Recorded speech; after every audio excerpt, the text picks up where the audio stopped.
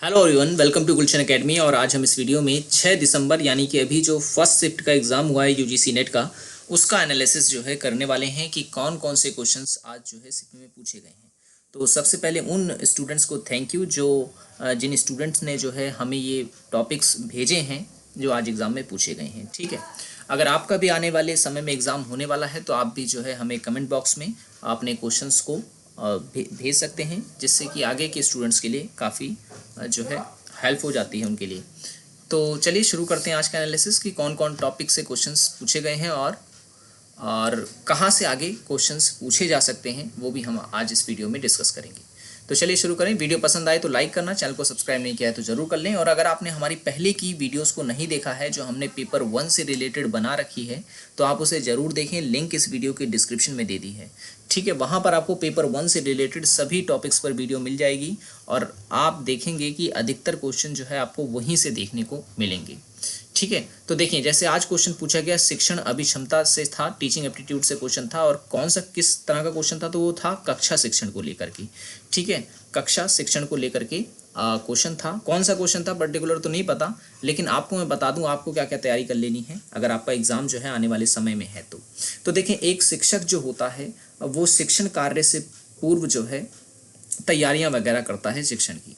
तो शिक्षण के लिए इसी कारण जो है शिक्षण की 3 अवस्थाएं जो हैं बताई गई हैं। एक होती है जिसे हम कहते हैं पूर्व तत्परता की अवस्था।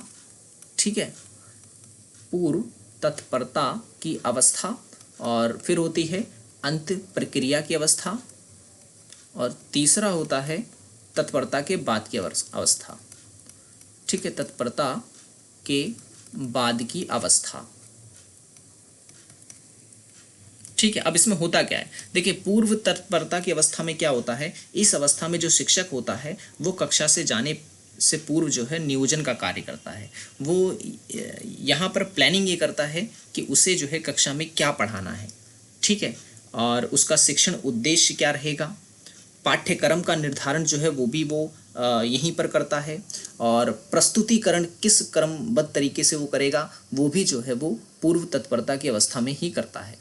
उसके बाद अंत प्रक्रिया की अवस्था में वो क्या करता है कि शिक्षक जो है वो विद्यार्थियों के मध्य संप्रेषण करता है, यानी बातचीत करता है उनसे, अंतक्रिया करता है, अंतक्रिया कह रहा हूँ मैं, क्रिया प्रतिक्रिया करता है और अपने विषय को जो है प्रस्तुत करता है छात्रों के समक्ष। और अगर विद्यार्थियों की कोई समस्या होती है तो उसका निदान करता है। तो ये कौन सी अवस्था में आ जाता है, तो ये अंत प्रक्रिया अवस्था में आ जाता है।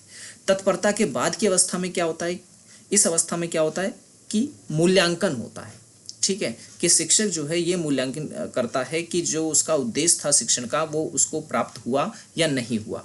ठीक है, और अगर उसको शिक्षण में किसी प्रकार की त्रुटि देखने को मिलती है तो वो क्या करता है, वो अपने शिक्षण के द्वारा जो व्यवहार है उसमें जो है परिवर्तन लाता है। ठीक है, तो ये 3 अवस्था जो होती हैं एक शिक्षक के लिए होती है जिसके तहत वो जो है कक्षा में शिक्षण करता है। तो यहाँ से क्वेश्चन पूछा गया था तो ये टॉपिक आपको समझना जरूरी था। अनुसंधान अभिक्षमता से कौन सा सवाल पूछा गया ये क्लियर नहीं है, ये किसी भी स्टूडेंट ने हमें नहीं भेजा है। ठीक है, हो सकता है कि कोई ऐसा क्वेश्चन हो जो काफ़ी बड़ा हो या समझने में थोड़ी डिफ़िकल्टी हुई हो, तो इसलिए जो है लगभग 6 से 7 स्टूडेंट ने कमेंट किया, लेकिन टीचिंग रिसर्च एप्टीट्यूड पे क्या पूछा गया ये नहीं बताया है। तो मैं आपको बता दूं, अगर आप रिसर्च एप्टीट्यूड पढ़ रहे हैं तो सबसे पहले जो है आपको टाइप्स ऑफ रिसर्च पढ़ लेना है। ठीक है, यानी कि अनुसंधान के प्रकार आपको पढ़ के जाने हैं। ठीक है, यहाँ से क्वेश्चंस बनते हैं और यहीं से ही बनने के चांसेस सबसे ज़्यादा हैं। ठीक है, तो आपको जो है अनुसंधान के प्रकार जो है वो पढ़ के जाने हैं। ठीक है, और उसके बाद परिकल्पना यानी हाइपोथेसिस। आप देखेंगे कि सेकंड शिफ्ट में यहाँ से क्वेश्चन जरूर बनेगा, या तो प्रकार से या तो परिकल्पना से। उसका भी एनालिसिस जो है मैं आपको लेके आऊँगा। इस वीडियो को लाइक जरूर करें, ठीक है, ताकि इतना पता चल सके कि आप इस तरह की वीडियोस पे इंटरेस्ट ले रहे हैं या नहीं ले रहे हैं। ठीक है, तो ये चीज़ आपको इसमें करनी है। अच्छा, आईसीटी से कौन सा क्वेश्चन पूछा गया, आईसीटी से सॉफ्टवेयर से रिलेटेड क्वेश्चन था और भंडारण यानी स्टोरेज से रिलेटेड क्वेश्चन पूछा गया। सॉफ्टवेयर से रिलेटेड क्वेश्चन ये पूछा गया कि भाई कौन कौन से ऐसे सॉफ्टवेयर होते हैं जिनका यूज़ जो है वो डेटा को एनालिसिस करने में किया जाता है। ठीक है, डेटा को एनालिसिस करने में किया जाता है। तो कई सारे ऐसे जो हैं सॉफ्टवेयर होते हैं, इसमें हम लोग जो है ले सकते हैं MS एक्सेल ले सकते हैं। ठीक है, और मैं लिख दे रहा हूँ यहाँ पर जिसका यूज़ जो है हम डेटा एनालिसिस में करते हैं। पहला हो गया MS एक्सेल, ठीक है। दूसरा हो जाता है जेवलिन प्लस, ठीक है। सुपर कैल्क भी होता है एक, ठीक है। तो ये ऐसे सॉफ्टवेयर होते हैं जिनका इस्तेमाल डेटा एनालिसिस में किया जाता है, ठीक है। और अगर आपसे पूछ ले डेटा मैनेजमेंट के लिए, यानी कि DBMS यानी डेटा बेस मैनेजमेंट सिस्टम में कौन कौन से सॉफ्टवेयर आ जाते हैं, तो आपको ये भी याद रखना है जिसमें हम डेटा को रखते हैं। कौन कौन से हो जाएंगे इसमें, तो सबसे पहले आपको याद रखना है फाइल मेकर प्रो, ठीक है। फाइल मेकर प्रो हो गया आपका, फॉक्स बेस हो गया, ठीक है। और आपका हो गया इसमें पैराडॉक्स हो गया, माइक्रोसॉफ्ट एक्सेस हो गया, ठीक है। तो ये ऐसे DMS सॉफ्टवेयर्स हैं जो आपको इसमें याद रखने हैं, ठीक है। ओके, नेक्स्ट अगर आप देखेंगे भंडारण से, अच्छा भंडारण से भी सवाल पूछा गया। तो भंडारण से क्या सवाल था वो नहीं पता, लेकिन आपको याद रखना है स्टोरेज को जो है दो कैटेगरी में हम डिवाइड करके रखते हैं। एक होती है प्राइमरी और एक होती है सेकेंडरी, ठीक है। प्राइमरी और सेकेंडरी, तो प्राइमरी और सेकेंडरी को मैंने बहुत ही अच्छी तरह से एक्सप्लेन कर रखा है। अब इसमें अगर मैं वैसे करने लगूंगा तो बहुत सा टाइम लग जाएगा इसमें आपको, लेकिन चलिए अगर आपने ICT को अच्छी तरह से पढ़ रखा है तो आप मुझे कमेंट में एक आंसर बताएंगे कि जो रैम है ये वॉलेटाइल मेमोरी है या नॉन वॉलेटाइल मेमोरी है। ये आपके लिए क्वेश्चन है अगर आपने अच्छे से पढ़ रखा है तो, ठीक है। आप इसके बारे में समझेंगे, आप स्टोरेज के बारे में समझेंगे, तो इससे आपका ये टॉपिक क्लियर हुआ। तो बताएं जरा, रैम जो है ये वॉलेटाइल है या नॉन वॉलेटाइल है, ये आपके लिए क्वेश्चन है। मैं एक बार इसे मिटा देता हूँ, ठीक है।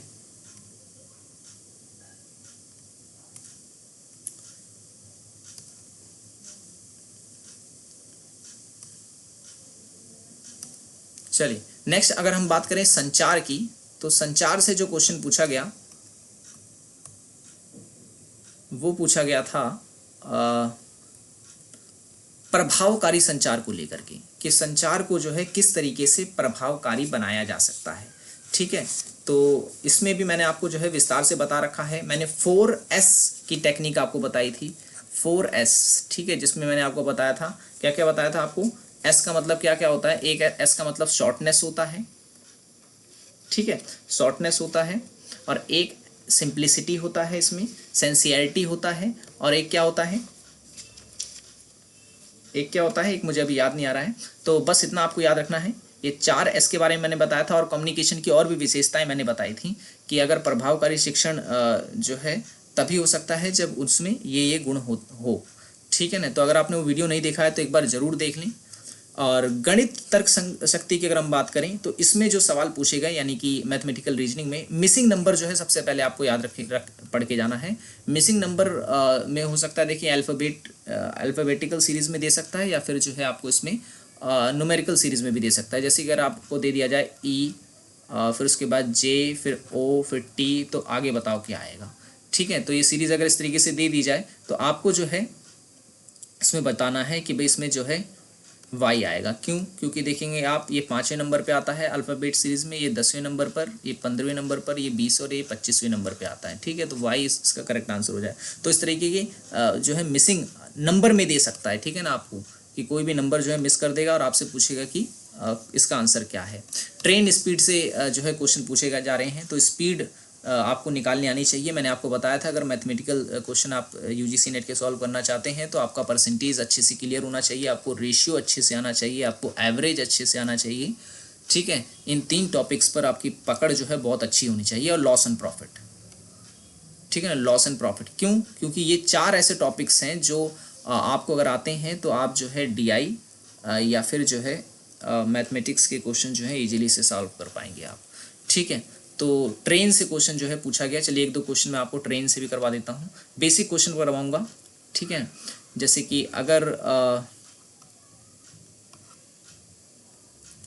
एक क्वेश्चन जैसे मैं ले लेता हूँ कि 100 मीटर की एक लंबी रेलगाड़ी जो है वो 20 किलोमीटर आवर की रफ्तार से चल रही है, तो एक प्लेटफॉर्म पे खड़े एक व्यक्ति को कितने समय में पार कर पाएगी। व्यक्ति को पार करने में उसे कितना समय लगेगा। तो हमें पता है टाइम जो निकालना होता है तो उसका फॉर्मूला होता है डिस्टेंस अपॉन में स्पीड, ठीक है ना। तो ये बेसिक फॉर्मूलेज आपको याद होने चाहिए, ठीक है। इसमें क्या पूछ रहा है कि एक 100 मीटर लंबी रेलगाड़ी जो है वो 20 किलोमीटर घंटे की रफ्तार से चल रही है, तो प्लेटफॉर्म पे खड़े एक व्यक्ति को कितने समय में पार करेगी, यानी कि समय इसमें पूछा जा रहा है। तो सबसे पहले हम इसमें क्या करेंगे, आप देखेंगे यहाँ पर कि मीटर में यहाँ पर दे रखा है और ये किलोमीटर में स्पीड दे रखी है। तो सबसे पहले हम चेंज करेंगे किसको, किलोमीटर को मीटर में। तो किलोमीटर को मीटर में चेंज करने के लिए हम क्या करते हैं, 5/18 से इसको जो है डिवाइड करते हैं। ठीक है, तो अगर मैं इसको इससे डिवाइड करूँगा तो कितना आ जाएगा, 20 को 5 से करूँगा तो कितना आ गया, 100/18। ठीक है ना। अब फॉर्मूला क्या कहता है, डिस्टेंस रखना है। डिस्टेंस कितना है हमारा, 100 था। ठीक है, और स्पीड जो है ये हमारी वो कितनी है, स्पीड हमने अब मीटर सेकंड में बदल ली थी, कितनी आई थी, 100/18। ठीक है, अब ये 18 जो है ये ऊपर चला जाएगा यहाँ पर, तो ये 100 से 100 कट जाएगा, बचा कितना, 18। टाइम कितना है, 18। तो 18 मिनट 18 सेकंड जो है वो लगेगा किसको, उस ट्रेन को, उस व्यक्ति को पार करने में। तो आपको अगर फॉर्मूले याद हैं तो आप इस तरह के क्वेश्चन कर पाएंगे, कोई टफ लेवल जो है नहीं दिया जाता। ठीक है ना, ईजी के क्वेश्चन होते हैं, बस आपका बेसिक जो है थोड़ा सा क्लियर होना चाहिए। जैसे कि एक क्वेश्चन मैं आपको और करके बता देता हूँ, ये क्वेश्चन भी जो है आपको, चलिए क्वेश्चन आपको खुद करना होगा कि एक रेलगाड़ी जो है जिसकी लंबाई दे रखी है 125 मीटर। ठीक है, 125 मीटर दे रखी है, यदि रेलवे के किनारे लगे किसी पेड़ को जो है वो 30 सेकंड में पार कर रही है।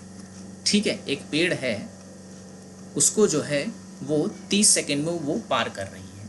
तो आपको बतानी है कि रेलगाड़ी की चाल क्या है, रेलगाड़ी की चाल क्या है। बहुत ही सिंपल क्वेश्चन है, स्पीड आपको बतानी है, और आज के क्वेश्चन में स्पीड ही पूछा गया था, और स्पीड का फॉर्मूला क्या होता है, डिस्टेंस अपॉन में टाइम। ठीक है, चलिए अब इसका आंसर आप मुझे कमेंट बॉक्स में बताएंगे। अच्छा, DI देखो कैसा था, DI भी परसेंट बेस पूछा गया। ठीक है ना, परसेंट बेस DI तो बहुत ही ज़्यादा पूछे जा रहे हैं। ठीक है, तो ये आपको जो है अच्छे से क्लियर होना चाहिए। परसेंट, अगर आपको परसेंटेज आता है तो आप DI इजीली सॉल्व कर पाएंगे, नहीं आता है तो आप इसे स्किप ही करेंगे। तो परसेंटेज पे अपनी पकड़ जरूर बनाएं, तभी आप DI सॉल्व कर पाएंगे। रीडिंग कंप्रीहेंशन की बात करें तो रीडिंग कंप्रीहेंशन का जो टॉपिक था वो टीचिंग से रिलेटेड था। ठीक है, टीचिंग से रिलेटेड था। अब देखिए, रीडिंग कंप्रीहेंशन का टॉपिक जानना क्यों जरूरी है, क्योंकि इससे जो है आप ये अनुमान लगा सकते हैं कि किस तरह का रीडिंग कंप्रीहेंशन आ रहा है। अब टीचिंग से रिलेटेड आ रहा है तो मतलब इजी होगा। अगर वो किसी टेक्नोलॉजी से रिलेटेड दे दिया जाता है या फिर वो किसी साइंस से रिलेटेड होता तो वहाँ पर प्रॉब्लम हो जाती है स्टूडेंट को।